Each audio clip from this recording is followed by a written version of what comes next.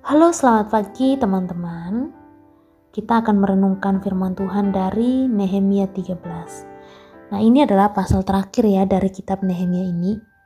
Jadi di sini diceritakan tentang bangsa Israel yang kembali melakukan yang tidak benar. Mereka kembali melanggar perintah Allah. Jadi setelah pembangunan tembok Yerusalem, Nehemia pulang ke Susan. Namun dalam pasal ini dikatakan bahwa Nehemia telah kembali lagi ke Yerusalem.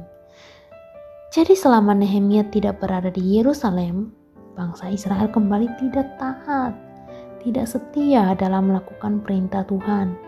Mereka melanggar perjanjian yang mereka buat. Kalau teman-teman ingat, renungan kita yang beberapa hari yang lalu membahas tentang bangsa Israel yang berjanji bahwa mereka menaati perintah Allah.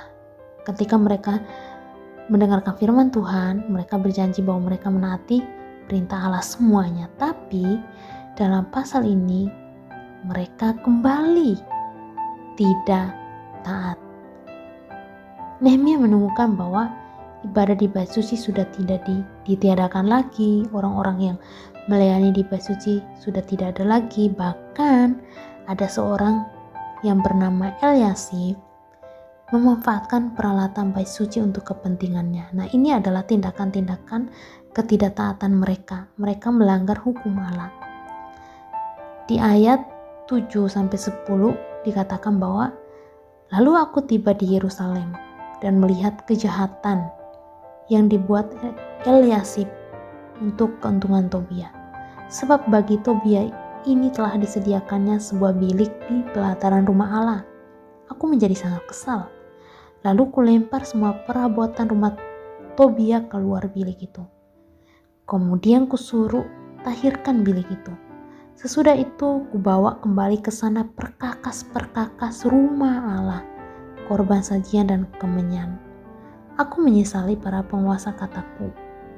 Mengapa rumah Allah dibiarkan begitu saja?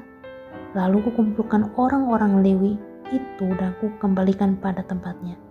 Padahal mereka sudah berjanji ya bahwa akan menaati seluruh perintah Allah.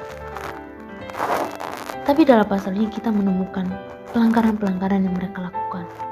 Mereka sudah melanggar perintah-perintah Allah, hukum-hukum Allah. Nah teman-teman, apakah kita juga sama dengan bangsa Israel? Setelah kita mendengarkan firman Tuhan, kita saya janji Tuhan, saya tidak akan melakukan ini lagi.